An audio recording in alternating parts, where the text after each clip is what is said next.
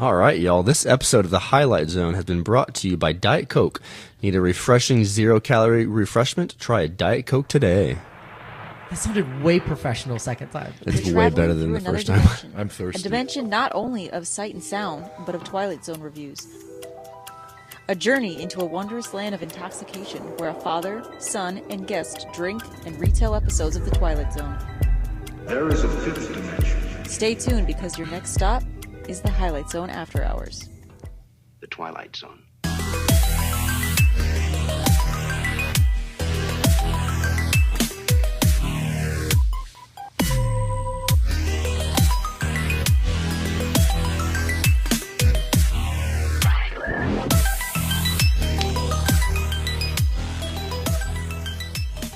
See, now, I think that sounded pretty freaking good. That sounds awesome. So, welcome back to the Highlight Zone. I am one of your two hosts, Steve. This is Kelly.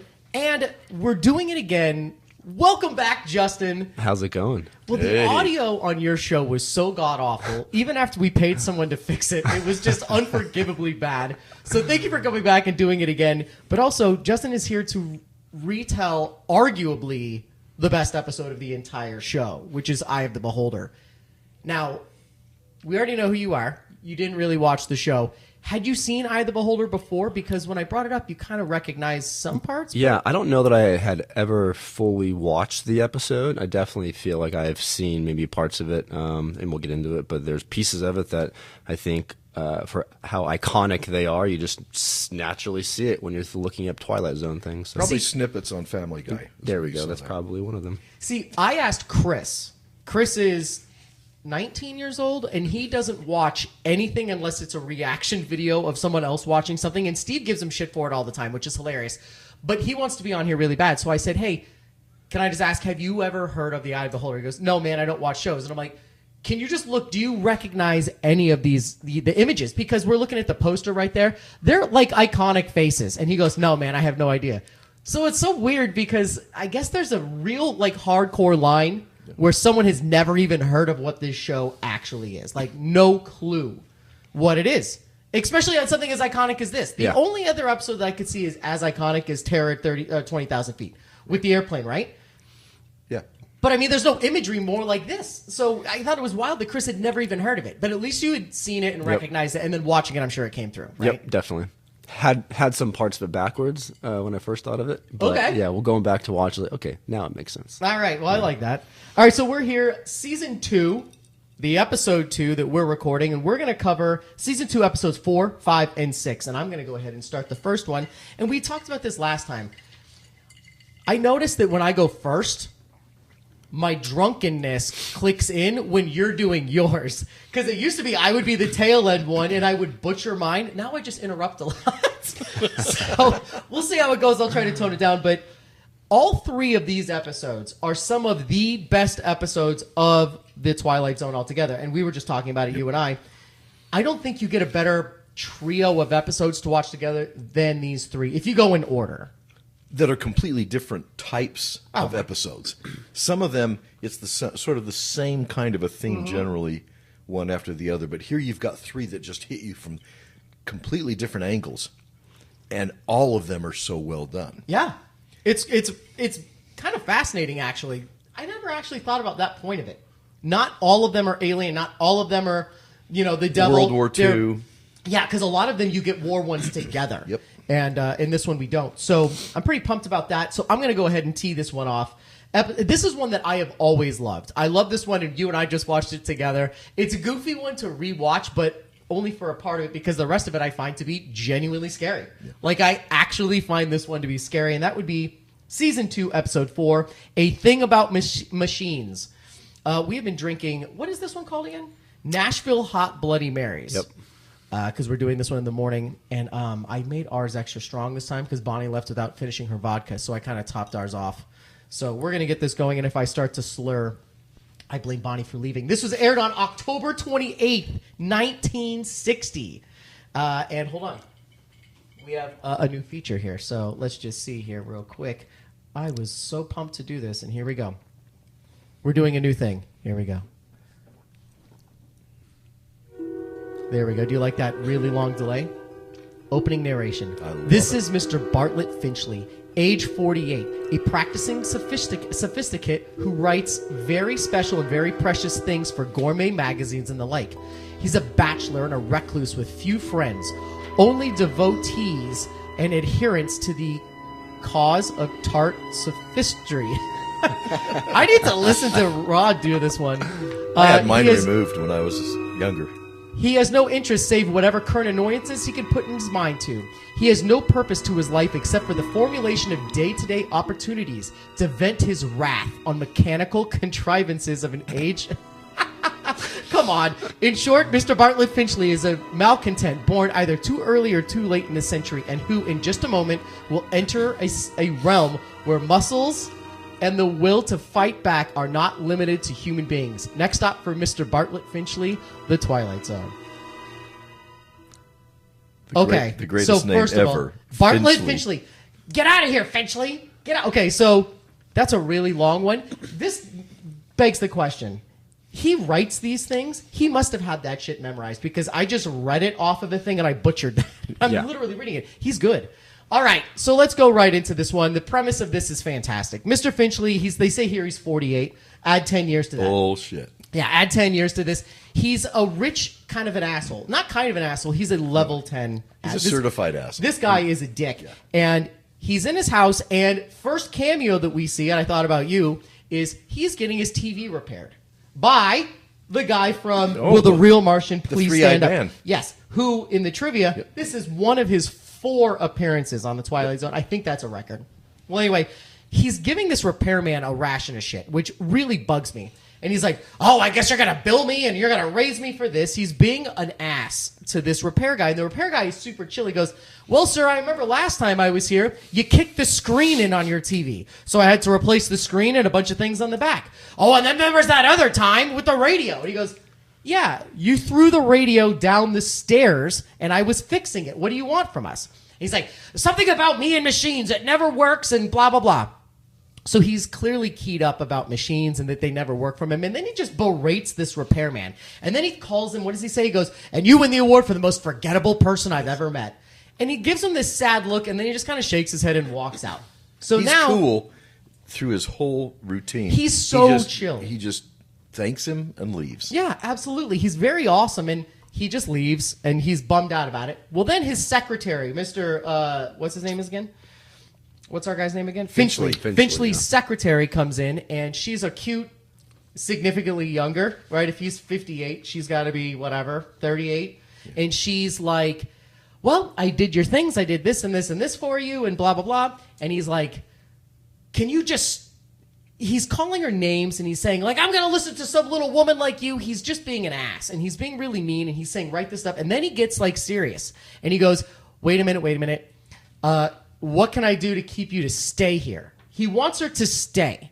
And he's like, you want to stay for dinner, right? Am I jumping Yep. ahead? No, And you're he's right. like, I want you to stay for dinner. And she goes, well, thank you very much, but no. And he's like, fine, get out of my house. Just leave. Because he kind of said he just didn't want to be alone, which was a weird kind of thing for him to say at that moment. Well, then, as soon as she leaves, shit starts going weird in his house. The alarm clock starts going off, and it's one of those ones that's on a mantle with the big metal spool inside. Later you see it. But and it starts going off, and he gets real mad, and he throws the freaking clock down, and he smashes it up. And it's all about how nothing for him works. Then the typewriter starts going, and the typewriter starts typing out, get out of here, Finchley. Get out of here, Finchley. And it's saying that. And he's like, what is going on? Then the phone rings, and on the other end is some lady voice going, get out of here, Finchley. Get out of here, Finchley. So everything in the house is starting to fall apart, and the machines are actually turning against this douchebag of a man.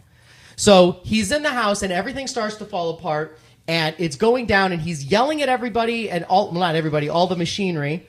And then my favorite part happens is he's upstairs, and he's trying to calm down, and his razor, his shaver, turns on and literally starts chasing him down the stairs. Now, it's cheesy because you actually see the strings. You see the string pulling it down the stairs, which is, it is what it is. It's 50? And 1959, my bad. Actually, this one is October 28th of 1960. So anyway, pulling the thing down, the clippers are coming down, and he's freaked out because everything in the house is now turning against him. Everything mechanical is turning against him. So now his razor attacks him twice. The first time, it elevates. He's in the bedroom or in the bathroom, and he opens up the mirrored cupboard, and this thing rises up That's out right. of the depth Like like a a cobra. cobra. Yeah, like a cobra. And That's it just right. stares at him, and then it cuts away. And it's the second time when he's going back up when it meets him on the stairs. Exactly. This razor has a real thing against Finchley. It's cool as hell, though, right? It's awesome. It's a great special So- effect. Yeah. Then he goes outside because he's trying to get away from everything in the house that is trying to kill him. And he goes outside and wait, but I skipped a big part like I always do when I'm telling these things. Before the machine started to attack his car, the police and the people came from outside and He they were hears the like, sirens. they were He like, hears he the hears sirens. sirens. And he comes outside and they say it just rolled down the street and almost hit somebody. And he's like, well, that's these damn machines. Now, why don't you get off of my property? So anyway, this guy is an ass. Sorry, I forgot about that part No, you're earlier. right. I'll do that every episode. I'll forget a big giant point. So anyway, the car is a part of this, and in the trivia it says the type of car. I don't want to. It doesn't matter. But anyway, he goes outside, and his beautiful big car turns on without him being in it, and starts chasing him around his property, which is something I wanted to bring up. This guy's house is insanely huge. It's enough for him to like run laps. Oh, he's on an estate. This graveled road goes around and around, and he can hide in bushes, hide in parts of the house, and the thing will go past him. It goes down the street, does a U-turn, comes back onto the property, and chases him some more. Yeah, he's got a nice piece of. He's got this a nice big spread. house, and it's the dead of night, and he's running around being chased by his car. And so we're coming to the end. He's over getting chased by the car. He's terrorized. I'm trying to remember.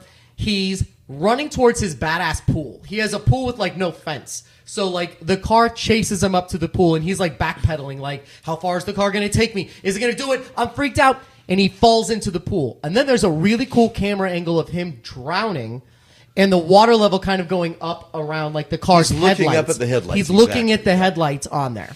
So fade to black and commercial. It comes back, and there are policemen and this whole group of people, and they're pulling him out of the pool, and they go, wow, it's really weird. And he's like, what's weird? He's like, well, he was at the bottom, and he had a really terrified look on his His face, eyes like he open, was yeah. scared because his eyes were open. And typically they float. And so they say the closing narration, which is also really cool, but the camera kind of starts to fade and look at everybody, and it starts to zoom in at the car. And at this point, we kind of realize what is happening here. And the closing narration kind of goes like this. Okay. Yes, it could just be. It could just be that Mr. Bartlett Finchley succumbed from a heart attack and a set of delusions. It could just be that he was tormented by an imagination as sharp as his wit, as pointed as his dislikes. But as perceived by those attending, this is one explanation that has left the premises with the deceased. Look for it filed under M for Machines in the Twilight Zone. So, I've always loved this episode. I think it's wildly fun. And I didn't realize that part of the trivia of this was Stephen King's Christine, the book that he wrote, was based on this car. He watched this when he was young and was terrified by that and kind of used that as the motive for writing Christine. That's wild, right? So my review on this is the same as it's always been, which is an 8. I adore this episode. I love the acting. We talked about it beforehand. The guy that plays Finchley is a complete ass. His name is Richard Hayden. And he is, what did you say?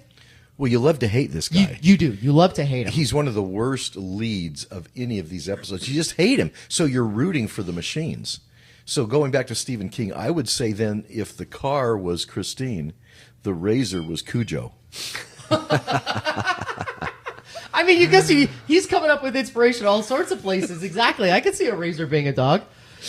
So I absolutely love this. What do you think, man? Watching it, I think I agree with you, Kelly, that I hated him so much. I thought he was such a schmuck. The way he treated his receptionist, just, I don't know. In the beginning, I was like, I'm not really enjoying this. And then I got to the end, I was like, I think I wasn't enjoying it because how much I hated him. But he got his comeuppance, and that made you like it. Yeah, right? exactly. So my rating for it was a 7. Okay. Yeah.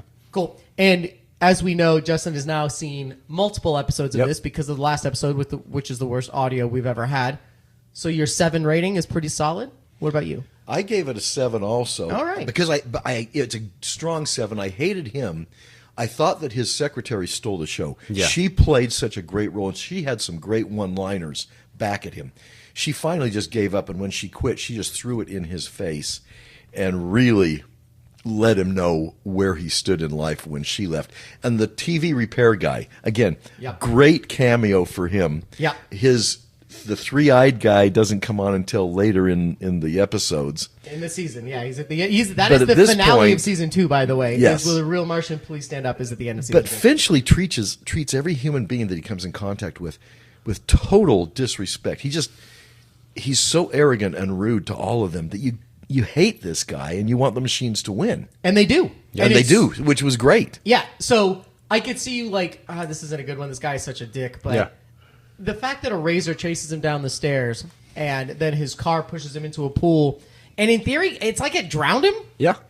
but it didn't go in the water, right? It just stood there like on the The end? car just stood Yeah. there with the headlights pointing down at him Yeah. as he's singing.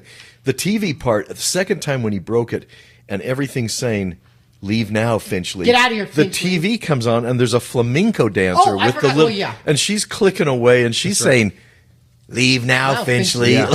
Yes. It's awesome. There's a lot of these parts on here, so I wanted to read off some of the trivia because this one has some pretty good one. To make the possessed car scenes work, the stunt drivers used various practical ways of disguising themselves so they would not be seen behind the wheel of the car. In some scenes, they crouched down below the dash. In the scenes where the car was filled with dark shadows, the driver dressed in all black from head to waist to blend in. For the brighter scenes, he wore the clothing that matched the car's canvas and interior. Interesting. That's cool, right?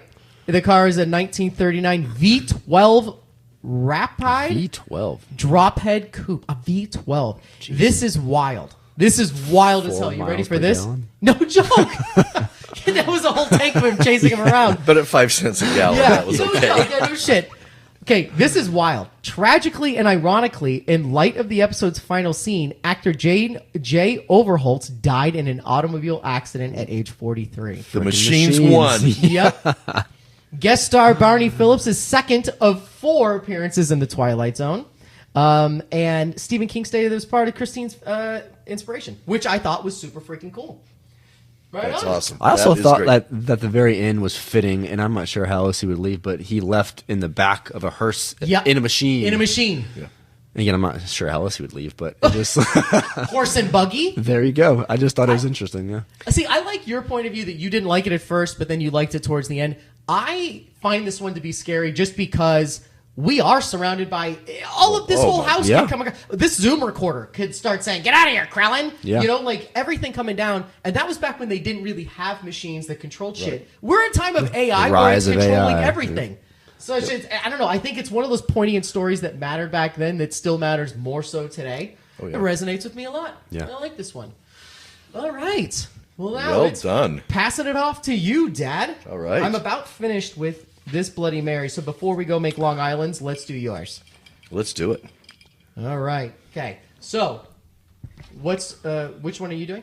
I am doing The Howling Man, which was episode 3 of the second season, I think. 3 or 4. It's episode 5 of season 2. 5. So there you go. I was just so excited. I moved it up 2 episodes. The prostrate form of Mr. David Ellington, scholar, seeker of truth, and regrettably, finder of truth. A man who will shortly arise from his exhaustion to confront a problem that has tormented mankind since the beginning of time. A man who knocked on a door, seeking sanctuary, and found instead the outer edges of the Twilight Zone. I'm really pumped to go through this episode because this is one of the really iconic, high-rated ones. My pumped about favorite, this. one of my favorites all time is this episode. This is one of those episodes that I remember watching it as a kid when it came out originally or in the early 60s. This one has stuck with me for 60 years. That is an important thing because there's about 15 episodes that I just right away recommend. Yeah. Right. You know, if you remember this from before, that's pretty freaking cool. That's cool. You want me to get into this thing? Go for it, yeah. So the way this thing starts, this is the macabre, this is the historical, this is the scary. This is a combination of Frankenstein meets Wolfman meets Dracula. The scenes, the music, the background, this whole thing just riveted me from the beginning. And again, this time, I had forgotten over the years what this one was about until I rewatched this again about a month ago. And it struck me instantly. And I was taken in by the lightning and the castle in the background. So the story starts with this man looking in the camera, present day. And he says he's going to tell a story which no one's going to believe. But he tells that he says, I'm taking a walking trip back right after World War II through Europe. And, excuse me, I think it was through after World War I is when he was taking the walking trip. So we're going back to the 1918 period. And he gets lost in a thunderstorm at night and finds himself in front of this huge wooden door. Think Frankenstein, think Dracula. This is a giant entry door to a castle. Lightning's going off. It's raining like crazy. He's drenched. So it's part of this old castle. And at this point, I'm already hooked. Forget about everything that's going on around you. 2 minutes into this thing, it's gotcha. I'll just let you know, this takes place in 1924 and then later in 1960. Okay. Very good. So he knocks on the door, and this old monk opens the door. Now, this monk, he had the same wardrobe studio manager as Charles Heston in the Ten Commandments. He's got the same robe, he's got the same shepherd's crook, the same beard, and the same hair. So this is great. So now I'm thinking, oh my God, this is another epic movie here. This guy, after he parted the Red Sea, he went and found this castle in Europe, and he's hanging out there, which was pretty cool. And the monk says, no visitors are allowed in the hermitage. And I love this. I guess that's where the word hermit came from, because these are a bunch of hermits. Yep. And I've never heard anything. I've heard them called whatever the churches have, monasteries, etc. Right. He calls this thing a hermitage. So this is a home for hermits, I guess. I never heard that term before in my life. I had never heard it except, but it's so descriptive. It's very fitting, yeah. It's descriptive of who these dudes are. So he says, there are no visitors allowed here. This guy is gigantic, by the way. He is huge. He's like Jaws in James Bond. He's gigantic, this dude. And he looks like Moses. So our star begs to come in. He's cold, he's wet, he's lost. He just needs to get in out of the rain. And the monk finally lets him in. He enters into this large stone hallway, this entryway that is stone walls, stone floors, torches flaming up. It's like a castle. This is circa Frankenstein is exactly what this is. And he walks in, and all of a sudden, all these other monks appear from all these dark corners. So he's surrounded by about 10 or 12 of these monks. Suddenly, this howl comes out of nowhere. This godforsaken howl. And everyone, thank you, that's perfect. That's exactly what it was. The monks tell him that it was just the wind because he's very curious. So they take him and introduce him to the head monk. He says, I'm not here for any other purpose. I just need a bed, a place to stay tonight. So they take him to meet the head monk. And the head monk says, what do you want? He asks. He goes, I just want shelter and I want food. And he goes, you must leave right now. You cannot stay here. But the guy insists on leaving. And so he leaves the room. The head monk's starting to think, well, maybe this guy does need some help. Our lead leaves the room, goes into the hallway, and immediately collapses. Now, what's interesting in this one is, at this point, Rod Serling enters in to introduce this episode. This has got to be the latest that Serling has ever injected himself into an episode to give you the intro. Literally, you're already a third into this thing before he even appears. That didn't even register consciously that Serling hadn't done his normal intro. Did you notice that? I did, but I didn't realize the timing of it. Also, I didn't mention the last one I liked a lot because Rod was on the TV. In mine, he was on TV, which I thought was super cool. But I hadn't thought about that. So he comes in real late, which I thought maybe he was so captivated by this thing he forgot to do his intro. So the guy wakes up and he's alone in a room and he hears that same howling noise again. And he goes out to find the source of this noise, and he comes to this wooden door with barred windows on it. So it's an opening, but there are these bars on it. And he looks inside, and this bearded prisoner comes up to him and really lays it on. These guys have taken me hostage. I was from the village. The head monk hates me. He hates me because I made eyes on a girlfriend in the village one day, and it was someone that had spurned him. So he hates me because I stole his girl. So they've locked me away in here. Gotta let me go. And so the lead guy says, no, I'll go get the police. I'll get out of here and I'll have them come get. No, you don't want to do that. It'll just mean that he'll have revenge on me even more in the future. So don't go to the police, which I thought, okay, this is telling. There's more to this story than just a prisoner locked up. So the monks appear again, and they take him. They're mad because he's at the door. So they take him to the head guy, who is Jerome. And Jerome talks to him, and they discuss about, well, I'm going to go to the cops. No, you're not. You can't. Well, why can't you? Well, we've got this. We're in this hermitage, and we're quiet, and we did not. He's not from the village. And he ends up telling our guy that this guy is not a normal man. He's not a man at all, but rather he's Satan. And he had been searching for Satan since the end of World War I. And he said, I used to be a philosopher. I have a degree, advanced degrees. I'm in psychology. I've got all this. But my mission in life was to catch Satan because I found this village where people were actually happy. And he goes, it's the only place left that wasn't tainted by Satan after World War I. And I found him trying to infiltrate the village, and I caught him. And he's behind this door. Locked behind the stick of truth? The staff of truth. So this is... What is it called again? The staff of truth. So this is Moses's big wooden shepherd's crook. Yeah. So it's the only thing holding this door. I mean, it's so cool. Look at it, too. It's one of those old-timey doors with just the hook. Yep. And in it is a cane. It's just a cane, but he cannot get through it. So he asks the head monk. He doesn't believe him, but he wants to escape. So he's telling the guy, "Yeah, I believe you. I believe you. I just need to go. I just need rest." The head monk lets him go, takes him to a room with another monk to sort of watch over him. And at this point, our guy's going, "Okay, I got to escape this room. I'll wait till the monk falls asleep," which he does. I'll sneak his key. I'll go out and I'll let this guy out. And so he does all those things, and he goes to the door, and this prisoner's all bedraggled, and, "Oh, thank you.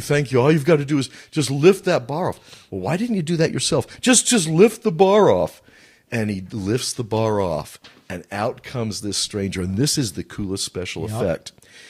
He, first of all, strikes our lead so that he falls to the floor in a daze. And his countenance, his face changes. Literally, as every step he takes, he turns from this bedraggled prisoner into Satan. The historical Satan we picture with the horns. It's just the coolest transition. Walking down the hallway. Yeah, and every pillar. Yep. He becomes a little more. His horns grow more. His collar gets big. His ears get pointed. Right? Oh, yes. His hair's nice and gelled. Till at the very end, he just looks back, and he is that classic image of the devil. And he's laughing. He's mocking this guy. And he's at the window, and he turns to the window, looks out. Thunderbolt hits. Boom. A fire erupts. A cloud of smoke. Satan disappears. So he had let Satan out. The monk comes, and the head monk realizes this, and they have a brief discussion. And he says something in that conversation that freaks me the hell out. And he goes, "You're going to think about this moment for the rest of your life." Yep. That was the most powerful part of the whole episode for me. Yeah. So at the very end of this, now fast forward to 1960, our lead player in this is an older guy. He's in an apartment. He's talking to his maid, and he says, "Do not go into that door." And here's a door without the window, but it's got a baby shepherd's crook. This thing's only like about a foot long. It's similar to a candy cane at this point. Yeah. It's very small. So he tells her, he says, "There's something very evil behind that door. I've got to go back and visit this monk in Europe. I've got to figure a way to ship this monster back to him. So that's where I'm going. But whatever you do in here, whatever you hear, do not open the door." Well, of course, he leaves. The first thing she does is her curiosity strikes. She opens the door, and out comes Satan, and that's the end of the story. And Jerome says, this is the comment that he makes to our star is, "That is man's weakness and Satan's strength," when the lead star says, "I didn't recognize him as Satan." So I thought that was so perfect. Yeah. As a summation for all of humanity, if you want to. Well, one of the things that you didn't mention that freaked me out was in the conversation that he had with her, he literally had said that since he let him out, he started World War II. That's right. He was destroying mankind. He was basically. literally, he let him out, and there was proof to what he was saying. He came out of that thing and he was wreaking havoc. They said he was like a Nazi. Like they almost said like he became Hitler or whatever. And that was crazy to me. That was a scary thing because it wasn't just like he grew his horns. No, he left that castle and went out there to wreak havoc and to fuck up everything that we have. It's wild. Well, he did what the monk did. He stopped his professional career 40 years earlier To go and and spent catch the him. rest of his life to catch him. And he doesn't tell his maid all of that. He just says, there is evil behind that door. Do not let it out. So again, what's the first thing she does? Is let him out. Human friendly. I hated She lets that. him out. I hated that. All right. So what do you got for a rating? I gave it a 10. Yeah, I gave it there a we go. 10 because Wow. this thing has lasted with me for 60 years. Yep. And I found myself, after watching it the 10th time, fascinated by it. Watching everything going on around. It was just so believable. To me, it was a full-length horror movie wrapped into 25 minutes. Yep. And to me, that's what the Twilight Zone does. And the best episodes suck you in Yep. to where this story at the end, you're just catching your breath and you're thinking, wow, that was half an hour? It felt like a full-length movie. Yeah. So I thought it was fantastic. The acting was great. The sound effects, the story, the moral story behind it, the commentary about man and how we are blinded by things. Everything about it I thought was the how perfect easily story. duped we are by a good story, a good salesperson. Because this guy he told him, he's like, he's not a person. He's going to try to get you to let him out. And he gets him to let him out. And it's like, how much more worn can you be? And it's just fascinating. Yep. By the way, I didn't get to say this on my first episode, Thing About Machines, it had a rating of 8. So let's go into your ratings here. You gave it a 10. Justin, what about you? I actually had 8 for this show. Really? Yeah, Okay. I really did. I too enjoyed it a lot. I thought it had a lot of just different angles coming out of it. That being said, I think that man's curiosity will continuously screw us. Yep. But yeah, I thought it was 8. Yep, I gave it a 10 as well. I think that this is almost flawless. It's just terrifying. It's such a simple story, but it's not even really sci-fi. This is more like mythological horror, with letting out the devil. It could be very similar to letting out Dracula or the monster of Frankenstein. You got to go back there. The idea that he went back out there and spent the rest of his life to retrack him down, that had some questions for me. Does that mean that the devil is easy to trap? How the hell did he catch him? Well, Like, apparently he's harder to find because it took 40 years, but trapping him's no big shakes. Yeah, right. And all he needs is a pixie straw or something. Yeah, this candy is and it absolutely locks true. him in. So this on IMDb has an 8.2. So right next to where your rating is and up on the higher level of some of these ones. Let's go through some of the trivia because this does have some interesting trivia. It took place in 1924 and then 1960. Meaning if you're going by it, that guy was around for what? A lifetime. 40 years tracking him down. And how crazy is it? It's like, the thing that I was stuck on is when you realize that you let him out and that monk was like, you're going to be thinking about this for the rest of your life, blah, blah, blah. I guarantee you a part of him was thinking, nah, this guy is nuts, whatever. Except, he did just paralyze me for a minute with nothing. I think after he But- turned into Satan and grew horns. Well, yeah, and- but then, And then poofed in a cloud of smoke. yes, Yeah. but then later on, seeing him lead armies and all this other shit, that would destroy my entire world. And either I would kill myself or I would dedicate my life to trying to get finding this him, guy yeah. back. I would right? not leave it to the maid when I'm going out to arrange shipment. I would not leave Satan in the hands of this older maid, Right. who has no clue really what's Yeah, behind can't it, you put like other a than it's evil. padlock on it on top of the truth of or the How staff about of your truth? gym locker from high school? Right. Everyone kept it. Just a bike lock. Just a bike put lock. your lock on it. Just also secure it. You could screw it shut. Yep. Anything. Just tell your maid, for real. Why do you Yeah. even have a maid? What is going on? What do you need a maid for? Get her out of the house. I'm going to Europe. This guy can die for all I care. He's trapped in this room. Don't be here. Well, and he There quit can his be job dust. for 40 years. Yeah. he had to have some income. I guess devil hunting is very profitable. More people should be doing it, I guess. Okay, so career change for me. Brother Jerome later played Professor Alex Straddle in Still Time, Little People, The Killiney Woods, and Misfortune Cookie. So he ended up playing sort of a, I don't know, that kind of character for a while. Yeah. Charles Beaumont had originally envisioned the monks would keep the Howling Man in prison by putting a cross in front of the cellar door. Fearful of a backlash in the religious community, the producers substituted the Staff of Truth over Beaumont's original objections, which I thought was probably a smart move. I actually prefer the Staff of Truth. It seemed cooler to me than just a cross. I kind of dug that. It made it seem like it was some real old-timey thing. Well, and since the old monks were all carrying staffs, and it took you back to the Dark Ages, so the staff was a perfect symbol for that. Good, yeah, it's very good. This part we didn't get to before, but Satan's transformation before Ellington's eyes did not happen in the source story because we didn't read that off. This one wasn't written by Rod Serling. This was written by whatever that something Ellington.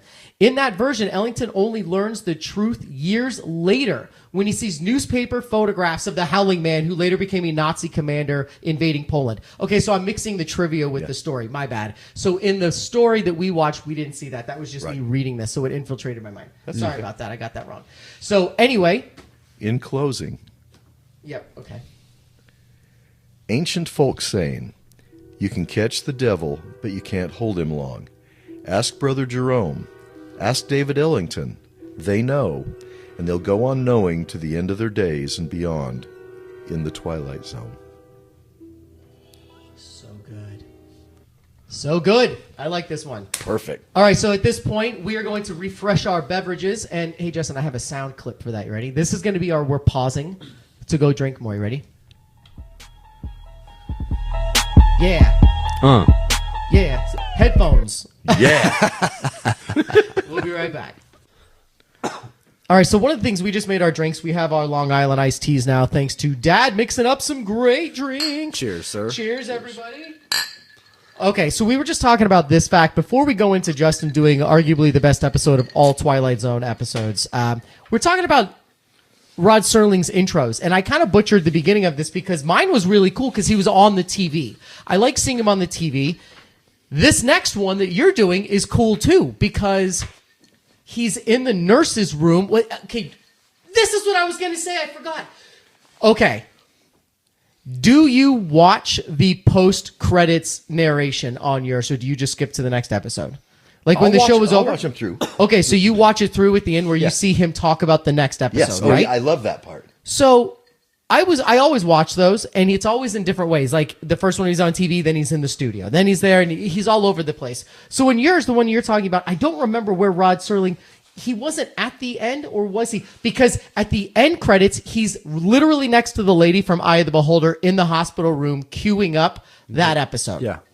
Saying that the next one, he kind of spoils the entire twist of that, by the way. If you go back, and you also called out the fact that there's another spoiler for the big twist in this next episode, but we'll get to that in a minute. I'm so glad you went back and found that. I did go back because I was like, wait a minute, is that for real? So I was thinking about it. Rod's sort of like his intros that he does always interest me because they're so different. They're in different places. Yes. Sometimes they're more elaborate. The one at the end that you did last time, right, where he was literally, his tape got ripped and then he disappeared, which is one of the most interactive ones he's done. Yeah. So I love how he comes and does these things, and I can't tell. This is an interesting thing, Justin. After these episodes are done, they take a weird shift in the Twilight Zone. They shifted, the studio demanded, the budget was too high, that they shifted over to VHS. So when you watch the next 4 or 5 episodes before he said, we're going back or I quit, they look dirty. They're kind of out of focus. They're gross looking. They really are. I showed it to Sarah, and Sarah was like, yeah, you can... One looks like it's in high def, and the other is definitely not. And you can tell that his introductions are kind of different. I just thought that was cool. I didn't realize that they were always so different, because you don't think about it. But the end of this one is when he's literally in the hospital next to the girl with her face taped up. Yep. Which is exactly how it starts. Which is exactly how it starts, which is freaking cool. I don't know.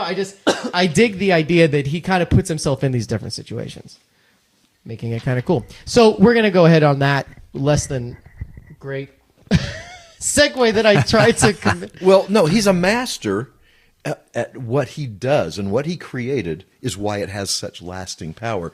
And his intros on each one are part of that. That's what he's famous his for. His persona comes into one, like in the $4 room.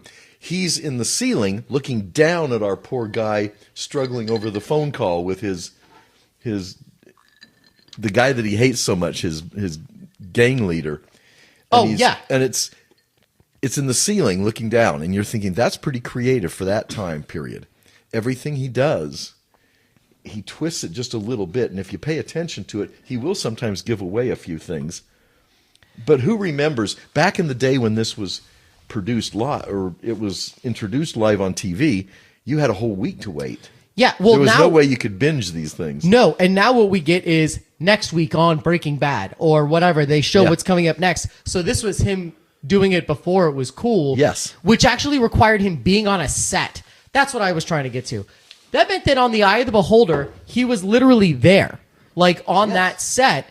Just because he's the producer and the writer and the creator doesn't mean that he's staying behind. He was literally there when they filmed it because he was in the hospital next to the lady that you're about to talk about for the next 15 minutes. So I have a feeling this was his life's dream, what he wanted to do. And want to be there for every second of it? Yes. Absolutely. So we're going to go right on to Justin's pick, which is arguably the best episode of all of Twilight Zone. All right, so the Eye of the Beholder, which again, hearing how iconic it is, I think puts a little bit of added pressure on my your review. retellability. So I apologize if it's hot trash. We'll go through it though. So Hot trash. the Eye of the Beholder aired November 11th. Shout out Lila, 1960, directed by Douglas Hayes, written by Rod Serling. So the opening narration, suspended in time and space for a moment, your introduction to Miss Janet Tyler, who lives in a very private world of darkness, a universe whose dimensions are the size, thickness, length of a swath of bandages that cover her face. In a moment, we'll go back into this room, and also in a moment, we'll look under those bandages, keeping in mind, of course, that we're not to be surprised by what we see, because this isn't just a hospital. And this patient 307 is not just a woman. This happens to be the Twilight Zone, and Miss Janet Tyler with you is about to enter it. Dude, I'm not going to lie. I get the chills just you reading this. This is such a good... You already know my rating on this one. This is a very easy 10. I'm freaking pumped to hear this. All right, so I'll jump into it. So the show opens up, again, right where Rod Serling was from the last one. So it opens up with a woman. Are you saying Sterling now, too? Did I say Sterling? Yes, you did. Look what you've done to the listeners. I have the done zoners. Give it up. Yes. Oh my God! dude. All right, There we go. There you go, man. He's All two right. episodes in, and he's gone to the dark side. All right, so it opens I up love it. with a woman laying on a bed, bandages over her face. There's a nurse right next to her bed holding her hand, and they're just kind of talking about, the weather and nonsense. And then I'm going to call her patient 307. She asks, when can I get these bandages off my face? And the nurse looks down and says, well, however long it takes to fix your face. You're not wrong. She Right? literally, Like, that's pretty as much what blunt she's saying. and just straight to the point as it was. And so, And she'd already tried it 10 times, because didn't they say there was Well, a wait, limit? yeah. I'm sorry. Yeah. So this is not her first rodeo with the bandages. yeah. And so then patient 307 kind of just talks about like her past and growing up, and as a child, everyone would always look away, and they would always just be shocked to see her face. So for a moment, the nurse leaves, goes to give an update to the doctor. The nurses at the nurses station, I guess, outside of the room, kind of joke about, hey, have you seen the face of patient 307? And then she pulls out her stack of cigarettes and goes, yeah, if I had that face, I'd bury myself. And so you're sitting there like, what the hell is on? Like, what is wrong with her face, right? And I think very quickly and early on, you understand that how they film it, you don't see anyone's face, right? There we go. I was going to make sure you said that. Which is a very important part of the show. It is the important part. Yeah. Everyone's either in shadow, or the camera's behind their head so that you don't see anyone's face. Which I kind of wanted to point it out for both of y'all's episodes, but I'll do it for this one as well. The camera work of some of these episodes is really, really cool to see. Really fun to see. I mean, going through my episode, the fact that they were able to shoot some of these shots and for no faces to be shown right until the end was pretty amazing. You wonder how many outtakes. Right. How many times did it take for people to walk by and someone to perfectly be behind someone? Your face was a little too late. How about the fact, and I was just cutting ahead a second, but it's on the point, they literally filmed the guy that's like leading this world on TV, but even on TV you can't see his face. A little bit too it's far just away. a little bit too far away. I like that you said that. It's genius cinematography. Yep. So doctor comes in to go and check, and he's talking to again patient 307, and this is when he mentions, hey, this is your 9th time in, and she quickly corrects him and says, no, this is my 11th time in. So doctor starts talking about the treatments, and kind of goes into, well, if I can't fix you this time, there are some alternatives. Again, we're not trying to skip too far ahead. We'll see if this treatment works, but if this doesn't work, then we'll have to talk about what comes next. I have to say, this doctor has really good bedside manner. You actually felt like he cared about her. Like he really wanted this to work. Yeah, but on the other hand, I think he was a part of the state. Yeah, he clearly said you only get 11 shots. And this is your 11th. Yep. And if this fails and you're hideous still, there are colonies. And I'm thinking leper colonies. Yeah. I'm thinking other things like that. Yeah. One thing he says in this scene, though, he starts talking to her and he's like, plastic surgery just would not work, because of your bone structure and your flesh type. And I was like, what the hell is flesh type? Who says that, right? But anyways, you find out why. Yeah. So again, doctor starts to talk about just like what society looks like, and he continuously talks about like what it looks like to be normal, and if you can't look normal, then that's when the alternatives come in, and we might have to find a place for you to go with your people, right? Sorry, I'm looking over my notes, and my notes are garbage. So anyways, who takes notes on this thing? Look at you. Your notes intimidate me. No joke. What about mine? Where I just say it and then I forget entire scenes. All right, go ahead. Sorry. So anyways, it's like once the doctor talks about like the alternatives, actually, patient 307 starts to get super upset. Like, what does normal even mean? Who is here to tell me like what makes ugliness a crime is what she says. And so she gets kind of hysterical, and she asks to remove the bandages. And so he finally agrees to removing the bandages. And actually, I'm skipping a little bit ahead. After she asked for the bandages to be taken off, there's like an outtake or like there's a cut scene where it's just the doctor and the nurse in a room, and he's talking about almost like questioning, right, like what he's doing a little bit. And he's like, why are we doing this? And then the nurse kind of talks about like, well, if you don't proceed this way, it's treason. And this is before you actually see the leader of the world pop up on the TVs here later on. They described her as the doctor and the nurse are talking. I wrote down this one description.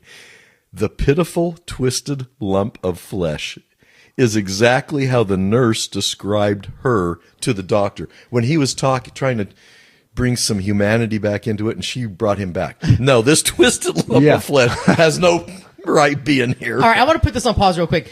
You just brought that perfect line of dialogue up. Does that mean that when you're watching these shows, do you press pause to rewrite exactly what they said? Because how the hell did you have that written down, printed out, and highlighted? Okay, that struck me, so I will stop it. Whenever in an episode something really bizarre, and I don't want to forget it, I write it down, I will pause it and write it down. And I went back twice. I said, did she really say that about this person?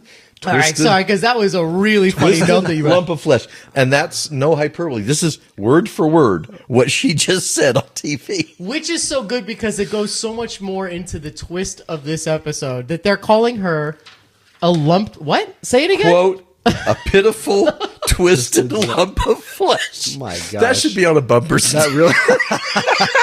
I want that on a shirt. Oh my God. I will Okay, get this that's done it. because this shit has got to be told. That is hilarious. I didn't mean to stop you. No, The this fact is that good. he has that written down and highlighted on this paper is blowing my mind. All right, go ahead, And Justin. it's in quotes, so obviously that's Yeah, didn't I'm make not it trying up. to derail, Sorry but that about shit that. is hilarious. All right, go ahead. But yeah, so then they go back and they begin to slowly remove the bandages, and so it's patient 307 right in the middle. There's nurses all around, and the doctor starts to explain to her, just reminds her again, I'm going to start to remove these bandages very slowly. Again, as a reminder, if this does not work, the alternatives are you'll go to your own people. I like it when he was like, you got to stay calm. Yeah, you gotta stay calm. You gotta stay calm. well, Yeah, she's a that's good twisted point. lump of flesh. All right, go ahead. So, anyways, he starts to remove it slowly, and then again, the camera work here I think is super cool because they clearly wrap it around a camera, and you see from like the camera's view, the Yep. lights slowly start to appear, and then the images and like the shadows behind it. Well, it's from her eyes. Yeah, As it gets exactly, lighter, from her eyes. The Yeah. cinematography on this was amazing. It was super good. And her narration is good too because she goes, there's a little bit of light. I can Yeah. kind of see a little. Right. I can kind of make out a shape. There's shadows. I can see shadows. Yes. Yep. And then so finally, he removes the last bandage, and she's looking down, and she picks her head up, and she's freaking gorgeous. I don't know who this actress is. She is a 10. Oh no, before that is they take off the bandage and they're like, it failed. Oh yeah, It didn't work. No change. No change. They No drop the change. scissors. Everyone kind of gasps. Everyone Yes. gasps. Up. Yeah. No Yeah. change. So they say no change, and we, the viewers, are expecting to see a lump Something of crazy. flesh. Whatever you said. Limp A lump of flesh. pitiful, twisted lump of flesh. There we we go. go. And the camera points at her, and she is once again a 1950s banger. She's gorgeous. What you see is Jeannie from I Dream of Jeannie. Yeah, you're not wrong. Yeah. She was very pretty. So, anyways, she looks up, and then she sees everyone in the room, and then she freaks out. She freaks out, kind of stands up, goes towards the wall, and then the doctor and another nurse kind of pin her up against the wall just to try to calm her down.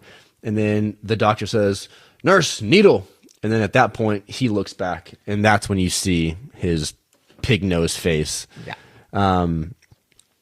So yeah, You so see everybody's. everyone. Everybody's. Yeah, at that point you see his, and then The again nurses. the camera work goes to every single one, kind of zooms in and sees these ridiculous masks.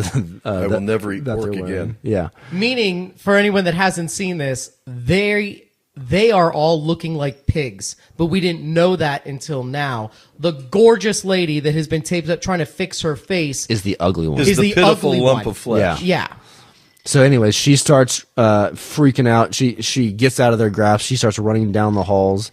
At that point is when you see the society leader pop up on the TVs, and he's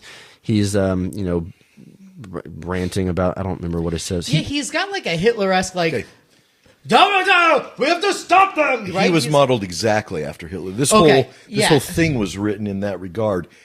I won't get into it until your narrative at the end. Yeah. This whole show was Serling's evaluation on Hitler and World War II. making everybody perfect. and Everyone's everything. got to Right, be the okay. same, or they're exterminated. Yeah, that's what he says. The leader says something about that they need to get rid of all that is different.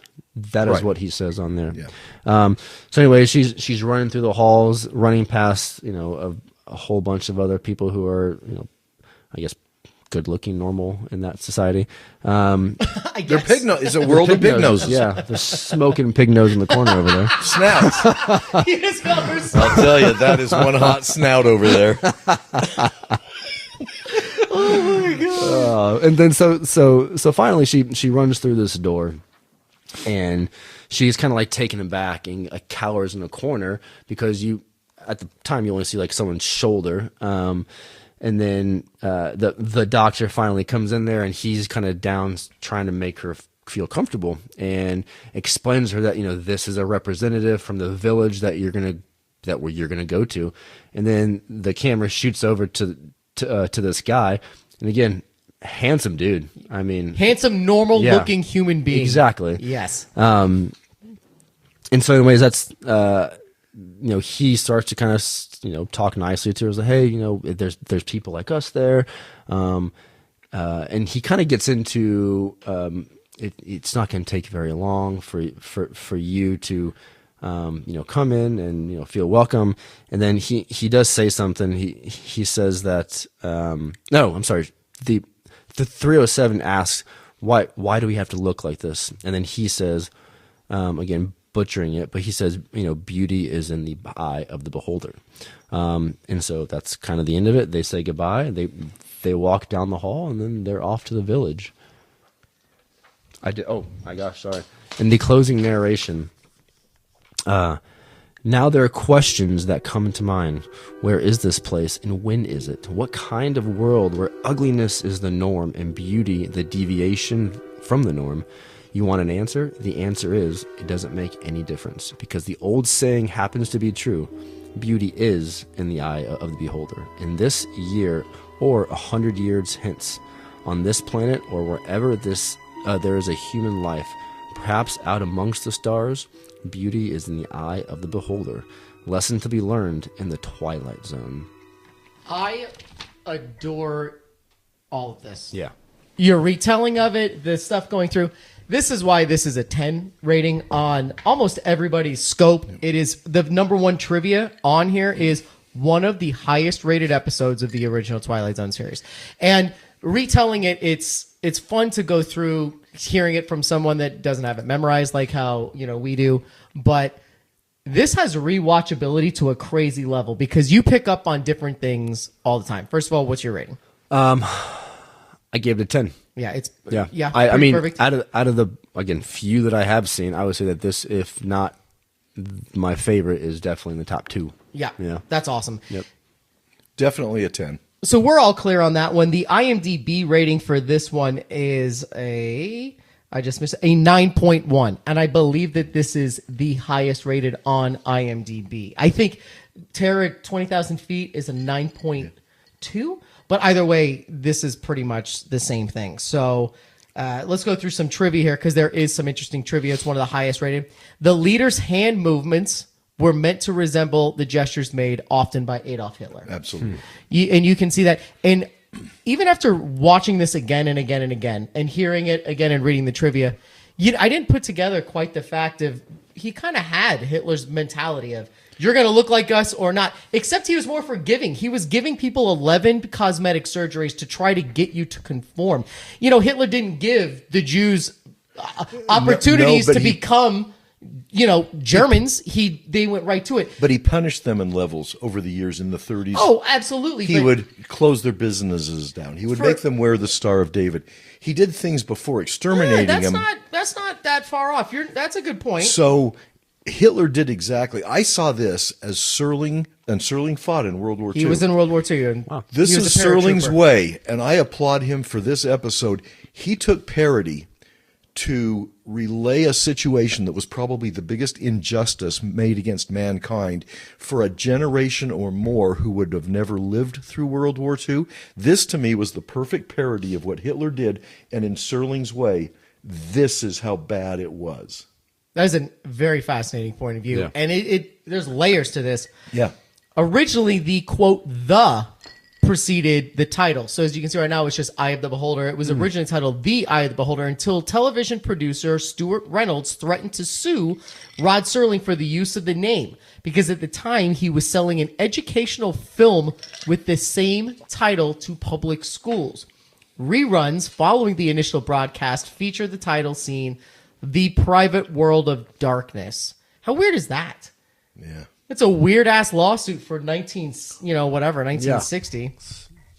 Shows that things haven't changed that much. Yeah.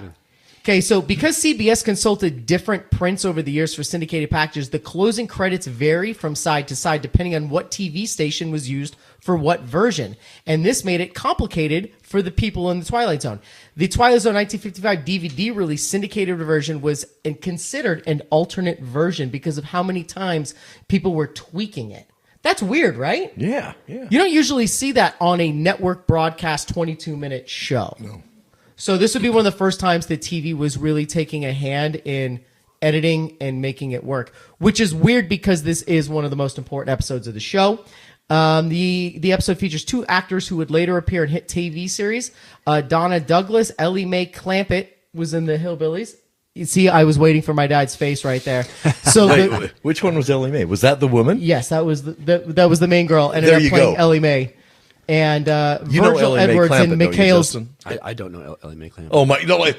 You don't know Ellie Mae Clampett? That's he's making it sound bigger. It's okay not to know what that is. The Beverly Hillbillies is a crazy ass show from the Oh, '60s. I remember that And she was show. the super Okay, hot one. she was that- the- Got it. Yeah. yeah. But did you ever watch Mikhail's Navy? Oh yeah. Okay, well then Virgil Edwards, one of the people with the pig Yes. faces, was one of them.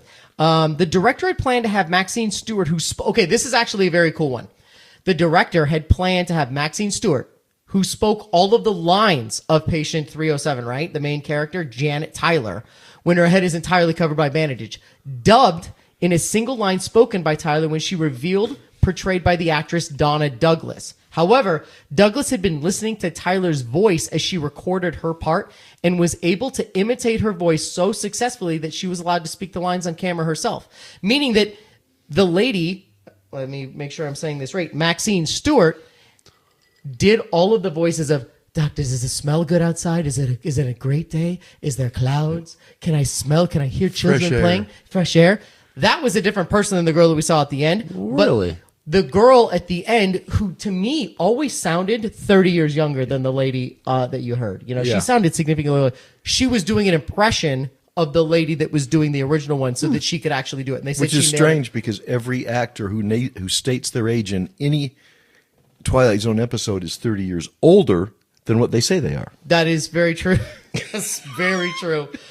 No character's face is actually shown for 19 minutes of the episode. 19 of 22 minutes, you don't see a person's face. I think that that's really cool. And this is really funny because I brought it up with you the other day, and I didn't realize that this was a thing. But this famous episode was referenced in Futurama, Season 3, Episode 11, Cyber House Rules, where shot-for-shot recreation of the big reveal was created when Leela takes the bandages off of her face. I have seen that episode. Leela is a cyclops, so she has one eye. So what they do is they split it apart and make her two eyes, except the second eye is fake, so they Sharpie in a pupil on the other eye. I didn't realize that, but I also didn't realize that Futurama has this as a recurring joke called the scary door. So I sent this to you, Dad, but A casino where I always win? That's boring.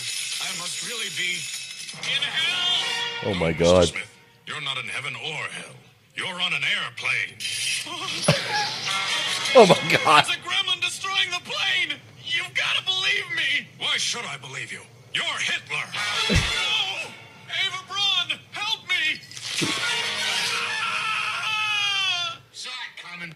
so anyway, I didn't realize that Futurama had this for such a long. I didn't watch that show when it first came out like Sarah did. I only watch repeats, so they're out of order, kind of like watching Family Guy. But they do a joke on here called the scary door. So clearly, Matt Groening, the guy that made this and The Simpsons, was a big fan, and he did an entire scene with that. But anyway, Hey, look, if Stephen King steals some of his Yeah, best exactly. books from Twilight Zone, isn't the whole genre of yeah, filmmaking and movie based Just solely on the Twilight Zone. Inspired by something else. I think yeah. so. Justin, so to thank you, you already got your bottle of champagne last time. You were the first repeat guest host. Well, I appreciate that. So I got you something a little special for today. Oh, goodness. All right, you can it's just a piece of Scotch tape that's open there, so you can just pull it open. Let's see. And I assume that you can just play with it yourself or give it to Fitz. But Yes. No, this is not going to Fitz. You joking me? It's the nurse. Yes. It's an action figure of the nurse. there we go. This is fantastic. So- this is so cool. Cheers, everybody. Thank Yes. you again for a fantastic episode with professional audio. Justin, thank you for coming back Justin, again. it's great to have you back, man. Yeah, I kind of this hope you is come fun. back every third episode. Yeah, just let we'll me have know. a guest Yeah, host, this is a fun. guest host, and then you again. Guest in. host, you again. So we have cool news. We don't know there are 2 episodes that we're recording, and then the 3rd episode after that, we will be recording with Bonnie, and this is the huge one, is Fitz is going to be my retelling The Invaders, which is my favorite episode. Yep. I showed it to him. He liked it. He's rewatched it with you. Yep. He actually told me he rewatched this one with you, and he really liked the people with the pig faces. Yeah, he it'll be interesting for him to continue to watch his show because of how riveted he was on The Invaders when he first watched it. I'm really excited for him to jump into this and to get come on here and talk about it. So we're gonna get Bonnie to do one, him to do one, and then you and I will tag team one or something like that. But I'm pumped for that. We have other people lined up to do. I got a coworker of mine that's volunteered to do it. We have 2 episodes to do between then, and then we'll get to that one. But anyway, wanted to break everybody's nips because we're gonna have, how old is Fitz? He's 5. He's 5. He'll be doing one. But if you go look at our Instagram page, which is All Things Geek, I did post the video of Fitz retelling the story at dinner after only seeing the episode one time. Did you see it, Dad? Did you see the video of Fitz retelling it? By the way, have I told you can see this on Paramount Plus? Oh my God, my man! That's the first plug. So make sure you listen to everything on the All Things Geek Network. But more importantly, if you want to watch these episodes, you can watch them on your own on Paramount Plus. Paramount Plus, baby. That's where right. it is. Give us our comeuppance. I don't know what comeuppance means. That's not the right word. I don't know, but when you take the bandages off, it's nothing but a pitiful lump of flesh. Limp lump of flesh. Pitiful lump of flesh. Justin, thank you again, my man, for joining us. Thanks, guys. Let's see here. Did my sound work? Cheers. See? Makes you wonder, doesn't it? Where is this place and when is it? The answer is it doesn't make any difference. Can you say eggs? Steve is.